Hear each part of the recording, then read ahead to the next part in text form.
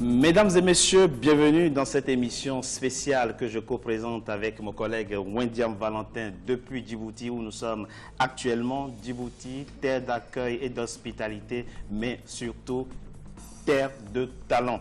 Ce ne sont certainement pas la taille d'une population ou la superficie qui font la grandeur d'un pays, mais la qualité des fils et des filles de ce pays. Et Djibouti regorge de femmes et d'hommes de qualité et de talent. Africa 24 s'est mobilisé pendant 2 semaines pour vous faire vivre au quotidien la campagne électorale en vue du scrutin présidentiel de ce vendredi 8 avril. Elle vient de prendre fin, cette campagne, et nous vous plongeons ce soir dans l'univers artistique de Djibouti pour vous faire découvrir le génie créateur de Djibouti et des Djiboutiens. Et pour cela, Wendiam Valentin, nous avons des invités et des invités de talent. Oui, Richard, bienvenue, chers téléspectateurs, dans cette émission de Djibouti des talents. Nous avons comme invité sur ce plateau Mme Aïcha Roblé, vous êtes réalisatrice. Vous avez également été ministre de la Culture de votre pays. Merci et bienvenue à cette émission. Ministre délégué à la promotion de la femme, ministre de la promotion. D'accord. Délégué de la promotion. Voilà. Merci et bienvenue à cette émission. Mohamed Abdi, vous êtes comédien. Vous avez également joué dans plusieurs films réalisés par Mme Aïcha Roblé. Merci d'avoir accepté notre invitation. Je vous en prie. Monsieur Moussa Hassan, vous êtes metteur en scène. Vous avez également travaillé avec Mme Aïcha Roblé dans plusieurs de ses films. Merci d'avoir accepté notre invitation. Merci. Docteur Abdul Kader, vous êtes le doyen de la faculté d'ingénieur de l'Université de Djibouti. Vous êtes à la tête d'un groupe de chercheurs qui a mis au point un four solaire. Merci d'avoir accepté notre invitation. Docteur, déjà, parlez-nous un peu de votre innovation. Tout d'abord, je voulais vous remercier pour m'avoir invité sur ces plateaux. L'Université de Djibouti regorge, n'est-ce pas, de jeunes talents, de jeunes enseignants-chercheurs qui travaillent matin, midi, soir pour apporter des solutions innovantes pour notre pays. Le groupe de recherche sur les énergies a apporté pas plus que ils ont apporté plusieurs solutions, n'est-ce pas, telles que les fours solaires. Nous avons mis en place, n'est-ce pas, avec l'aide, n'est-ce pas, tout d'abord de l'Agence djiboutienne pour le développement social, qui nous ont prêté un four solaire que nous avons par la suite perfectionné et dupliqué. Ces types de fours solaires permettent, n'est-ce pas, pour les gens qui habitent dans les régions reculées de notre pays, à cuire, à faire facilement, à préparer facilement leur repas. D'autre part, nous avons aussi, en regardant les thématiques prioritaires de notre pays, telles que l'énergie, l'environnement, apporté des solutions en créant ce qu'on appelle des détecteurs de poussière sur les panneaux photovoltaïques, chose qui a été, n'est-ce pas, sanctionnée par des prix dans les continents africains comme dans le monde européen. Donc, si je vous parle aujourd'hui, n'est-ce pas, de ces fours solaires est composé de plusieurs éléments, d'un pot de cuisson, d'un miroir réflecteur, et surtout, n'est-ce pas, des miroirs qui permettent, n'est-ce pas, de propager cette lumière qui arrive du rayonnement solaire, donc le rayonnement solaire qui arrive sur ces fours pour permettre, n'est-ce pas, à ces plats, à ces jeunes gens qui habitent dans des régions vraiment reculées, qui n'ont pas la possibilité d'avoir des fours chez eux pour préparer des aliments, de préparer les aliments en quelques minutes. Nous sommes arrivés, n'est-ce pas, à concevoir, fabriquer ces types de fours solaires qui respectent les normes indiennes, puisque les fours solaires, n'est-ce pas, doivent respecter des normes qui sont bien établies, telles que les figures de mérite, ce qu'on appelle, ou la puissance des cuissons ajustées. Ces types de fours solaires, aujourd'hui, n'est-ce pas, sont utilisés dans les régions de l'intérieur de notre pays et ont permis, n'est-ce pas, à plusieurs jeunes gens qui sont vulnérables de pouvoir, n'est-ce pas, préparer leur nourriture chez eux sans même, n'est-ce pas, sans avoir besoin, n'est-ce pas, de couper des bois, puisque notre pays, n'est-ce pas, avec la vision que nous sommes mis, le gouvernement djiboutien a mis en place des visions qu'on appelle la vision énergétique, la vision 2020 ou encore la vision 2035, où on doit, n'est-ce pas, respecter et répondre pour que, n'est-ce pas, notre pays soit optimal dans tous les domaines de l'énergie. Depuis combien de temps avez-vous mis en place cette innovation? Actuellement, nous sommes à plus de 5 ans maintenant. Depuis 5 ans, nous travaillons dessus. Et sur ces fours solaires, les fours solaires, nous avons pu concevoir et fabriquer, ils sont opérationnels. Mais les détecteurs de poussière, c'est depuis 3 années. Nous avons, n'est-ce pas, fabriqué avec l'assistante de l'INSA de Lyon, l'Université de Lyon. Nous avions apporter, n'est-ce pas, puisque vous connaissez, Djibouti a un climat qui est spécial et exceptionnel, très aride. très aride, et surtout, nous avons ce qu'on appelle le Khamsin chez nous, un vent très sec qui est constitué de particules de poussière qui viennent, n'est-ce pas, se déposer sur les panneaux photovoltaïques et donc, n'est-ce pas, viennent impacter sur le rendement du panneau photovoltaïque. C'est pourquoi nous avons créé ces détecteurs de poussière. Avec ces détecteurs de poussière, nous pouvons savoir combien de poussières sont posées sur les panneaux photovoltaïques et nous pouvons, n'est-ce pas, améliorer les rendements tout en sachant quelle année, quel mois de l'année, n'est-ce pas, ces panneaux photovoltaïques sont optimales, peuvent apporter, n'est-ce pas, un rendement meilleur et donc l'accès à l'électricité. Monsieur Mohamed Abdi, que pensez-vous de cette innovation? Mais elle est très intéressante pour moi. Je préfère le four solaire plutôt que d'utiliser du bois. Parce que comme ça va éviter des pays, voilà. Et donc, je suis prêt à en prendre, à l'utiliser moi-même, chez moi. C'est aussi votre avis? Moi, je suis l'enfant du rural. Moi, je suis venu de la brousse. Je connais Djibouti pour venir à l'école. Mais la famille entière se trouve toujours là-bas. Justement, ce genre de projets, ce sont des projets à laquelle nous aimerions avoir dans cette contrée pour, justement, ne pas couper les quelques bois déjà, les quelques arbres qui existent déjà. Comme ils ne sont pas nombreux, si on continue à les déboiser, bon, ce sera le vrai désert du Sahel. Moi, je remercie. Je n'avais pas entendu parler de ce truc-là, mais je crois que c'est bienvenu pour nous à ce qu'on puisse participer ou nous faire participer de l'utilisation de ces...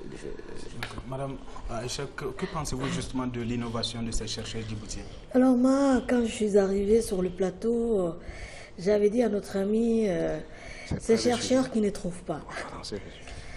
Parce que le monde de la recherche quand même est un mystère pour nous. Et nous ne sommes pas toujours très au courant de ce qu'ils trouvent en fait. On dit que ce sont des chercheurs, mais c'est un monde mystérieux. C'est rare qu'ils mettent en exergue leur trouvaille ou bien qu'ils la valorisent. Le four, bien sûr, étant une femme, je ne peux qu'applaudir parce que en brousse, les femmes, elles ont déjà ce qu'on appelle un four traditionnel. Elles confectionnent leurs repas dans la terre et les galettes qu'on appelle le garambo sont en général mis dans un four traditionnel. Vous n'avez pas goûté aux galettes djiboutiennes? Non, non, mais on va remédier à cela. On va remédier à cela. Ça, ce sont de très bonnes galettes. Alors, vous avez des galettes fabriquées à la façon afar, fabriquées à la façon, donc confectionnées, on dira cuisinées à la façon afar, à la façon somali, à la façon arabe.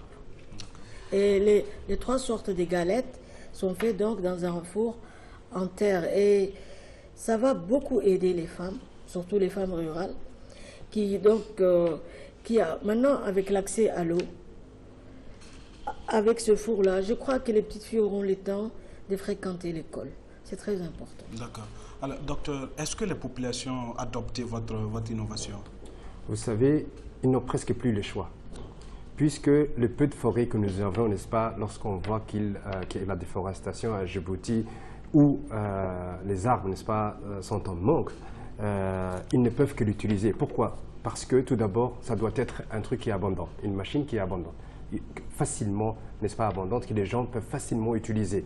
Il faudra qu'on utilise les matériaux locaux pour que ces types de fours solaires, n'est-ce pas, les gens ne payent pas beaucoup, trop cher, plus cher que de partir couper un arbre, ramener l'arbre, fabriquer. Ça doit prendre un temps beaucoup plus court pour que ces types, n'est-ce pas, de fours solaires soient vulgarisés, n'est-ce pas, mais aussi il faudra que les gens, on les sensibilise en leur expliquant qu'il y a des moments où il faut l'utiliser et que c'est plus, n'est-ce pas, intéressant de l'utiliser lorsque c'est chaud, le ciel est dégagé, que lorsque, par exemple, le ciel est nuagé, puisque nous utilisons le flux de rayonnement solaire. D'accord. Mais dans cette innovation, toujours, on va voir, est-ce que vous êtes accompagné par les pouvoirs publics?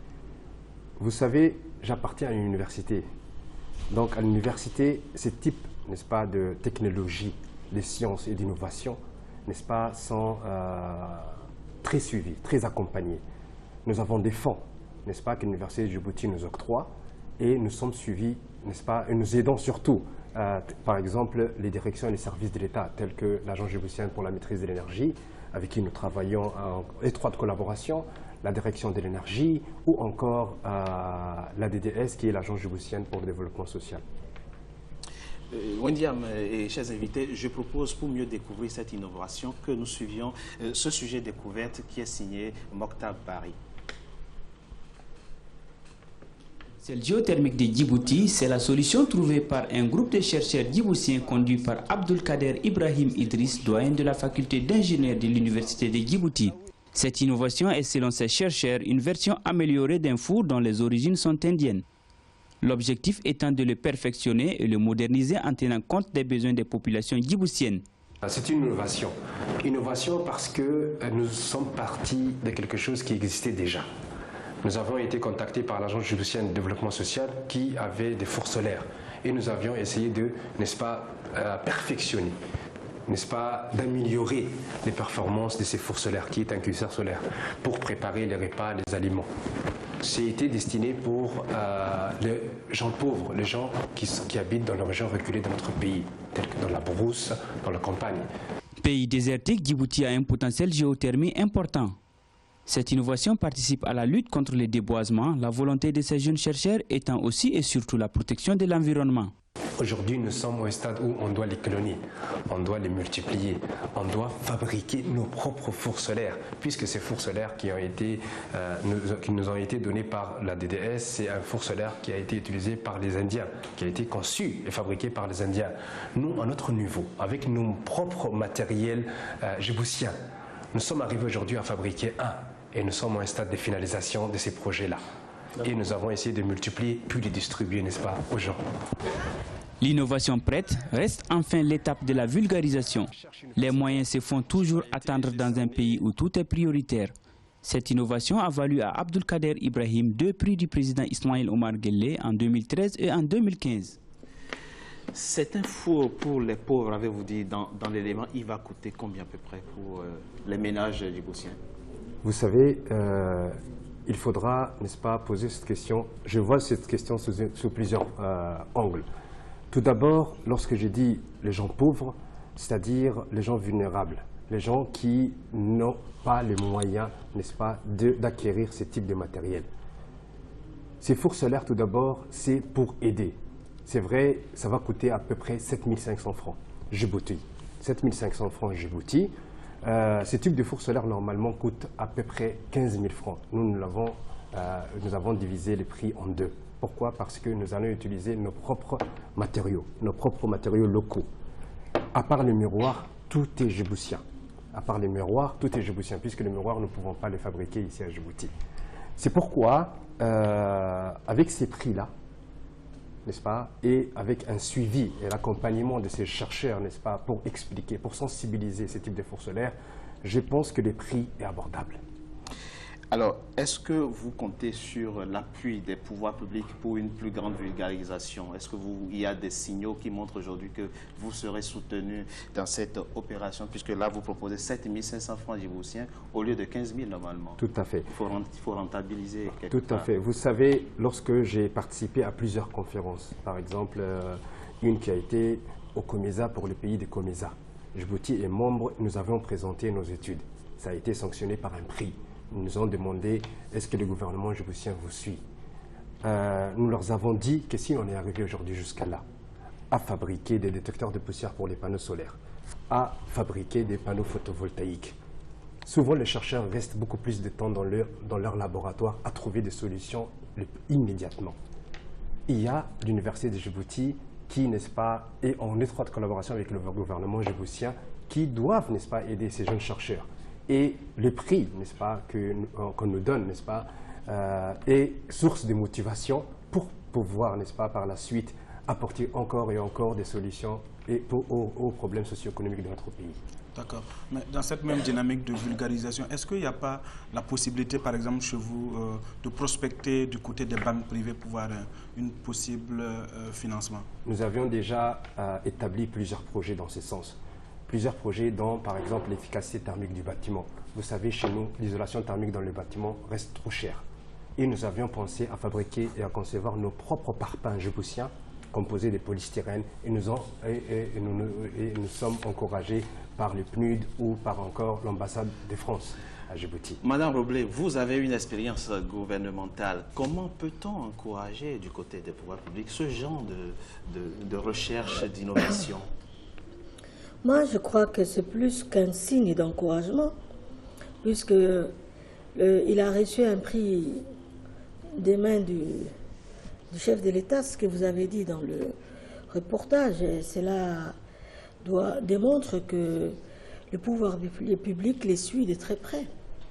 Et je pense que dans un premier temps, peut-être, vous devez proposer cette innovation au ministère de la Solidarité.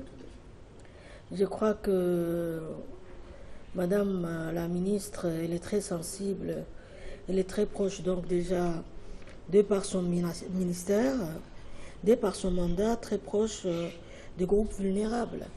Et je suis sûre qu'elle va vous apporter un appui considérable.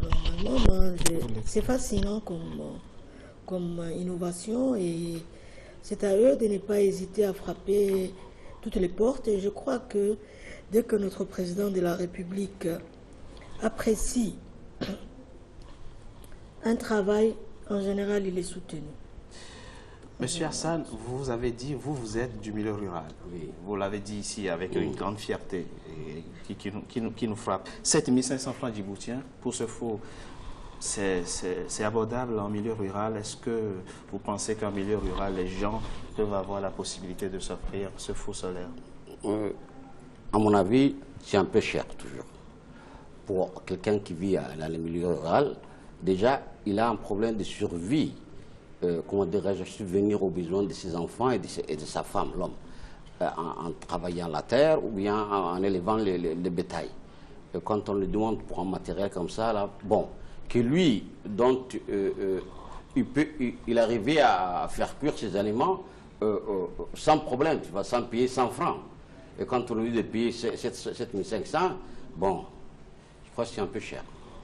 D'accord. Alors, du four au cinéma, Monsieur Assad, vous êtes metteur en scène. Vous avez également travaillé sur beaucoup de films de Madame Aïcha Roblé. On va discuter de cinéma avec vous. Comment est-ce que vous percevez le cinéma djiboutien? Bon, à vrai dire, le cinéma, c'est maintenant qu'on est en train de commencer. Il y a 2 ans, 2 ou 3 ans. Avant, on préparait des pièces de théâtre qui reflètent les problématiques, les problèmes sociaux de notre pays. La vie familiale, la santé, dans tout le domaine. Bon, et des pièces de théâtre, comme l'a dévoilé, qui parlent des problématiques sociales des familles qui existent au sein de chaque. Et les peuples djiboutiens, les publics djiboutiens aiment beaucoup. Ils nous ont démontré par leur engouement à venir voir cet spectacle qu'ils avaient vraiment besoin.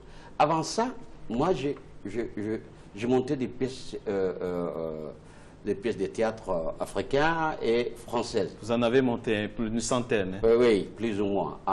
Quand tu mets avec la langue à phare, c'est à peu près ça. Alors, quand on préparait une pièce, par exemple, comme Fourberie des Scapins, en français, bon, il y avait que les lycéens qui venaient regarder, mais il n'y avait pas assez de public qui venait beaucoup. Mais dès j'ai rencontré Aïcha Mohamed Roblé, qui est là, qui est auteur, elle m'a proposé de travailler avec elle et de monter des spectacles nationaux. Et c'est à partir de ce jour-là que le théâtre a eu sa place qu'il cherchait. Dans l'univers culturel djiboutien. Dans le milieu culturel djiboutien. Maintenant, bon, avec le temps, on s'est dit, pourquoi ne pas aller vers le cinéma? Et ce qu'on est en train de faire maintenant, bon, on essaie de monter le cinéma. Bon, jusqu'à maintenant, il y a les problèmes financiers, un grand problème financier qui existe à Djibouti. Avant d'évoquer la question financière, mais toujours avec celle qui a l'expérience gouvernementale, M. Mohamed Abdi, toujours la même question, quel regard portez-vous sur la production cinématographique dans votre pays? C'est qu'avant ça, on ne faisait que de pièces de théâtre. Mais au niveau cinéma, c'était le vide complet. Bon, moi j'ai découvert le cinéma avec un film c'était en 2012 ou 2011 d'une américaine, Cheryl, où j'avais eu un petit rôle en fait. C'était pour pouvoir essayer. Et j'avais eu un petit rôle, mais assez intéressant en fait. On dirait, j'ai joué le rôle du violeur dans un film en fait, Desert Flower. C'est pas un très beau rôle, mais bon. Mais bon, on peut commencer à faire un film. C'est un film. Disons ça comme ça. Et c'est à partir de là que je me suis dit, pourquoi? Parce que grâce au théâtre, on a pu découvrir l'Afrique de l'Ouest aussi. C'était en 1998 qu'on a pu participer au premier festival international de théâtre en Afrique de l'Ouest, c'est-à-dire au Burkina, en fait. Et là-bas, c'est là où on a découvert l'Afrique, en fait. Vous savez, on est dans notre coin au niveau de l'Afrique de l'Est. On est entre Somaliens et Togo, on ne connaît rien de l'Afrique. Et là-bas, on a pu voir le cinéma africain et tout ça. Et moi, dans le futur, je me suis dit, pourquoi ne pas faire du cinéma à Djibouti, commencer ou quoi. Mais c'est toujours très difficile, mais on verra. Et vous avez déjà joué dans quel film? Là maintenant, produit localement. Dans ce film, je jouais dans le film d'Aïcha, Pour une vie sans l'âme. Dont on parlera tout à l'heure. Et il y a un film qui est en cours, on va voir dans un mois peut-être. Et puis, on a l'intention normalement de pouvoir tourner le film bon, c'était une pièce de théâtre au départ, mais pouvoir monter ça en film parce que ça peut être un téléfilm en fait, à la recherche de la perle rare. Ça allait être très intéressant de pouvoir filmer ça sous forme de téléfilm, c'est-à-dire des petits épisodes qui se suivent. D'accord. Alors, Madame Aïcha, vous êtes réalisatrice.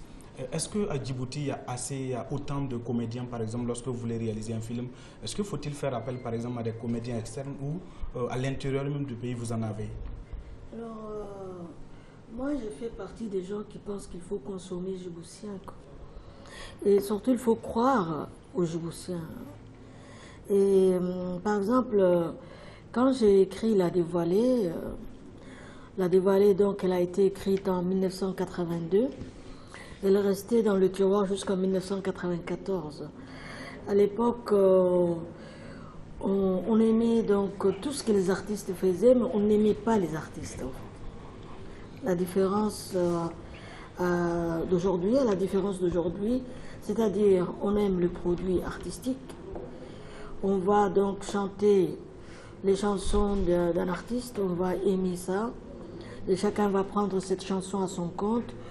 On va aller au théâtre, on va aimer donc les pièces, mais l'artiste lui-même, on ne l'aimait pas parce que les gens pensaient que vraiment il était à la dérive, quoi. C'est un problème culturel. C'est un problème culturel. C'est culturel. C'est un problème culturel et surtout,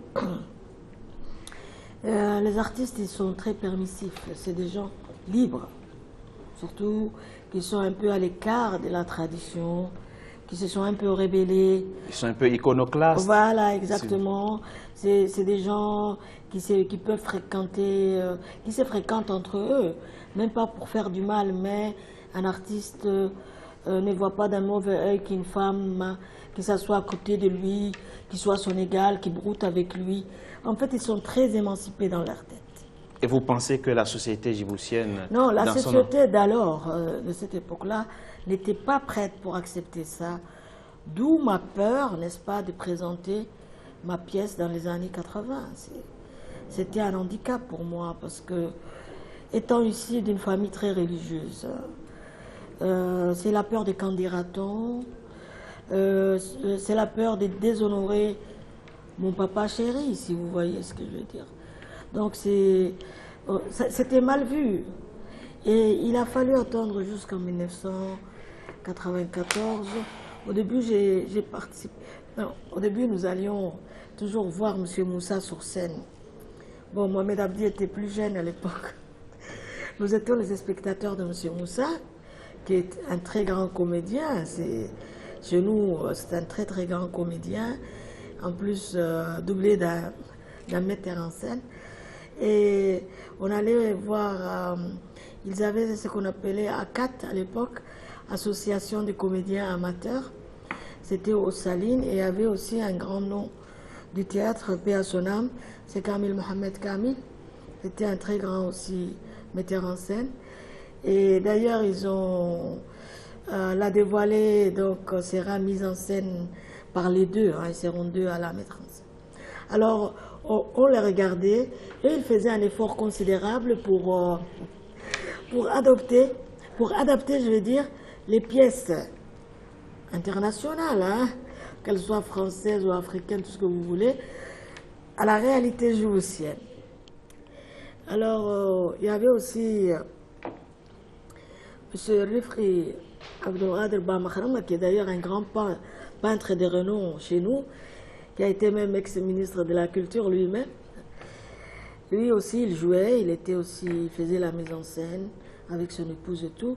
Et nous y allions. Mais il y avait un public fou. Comme il disait, c'était qu'un public francophone. Alors, il fallait vraiment... Il jouait en français.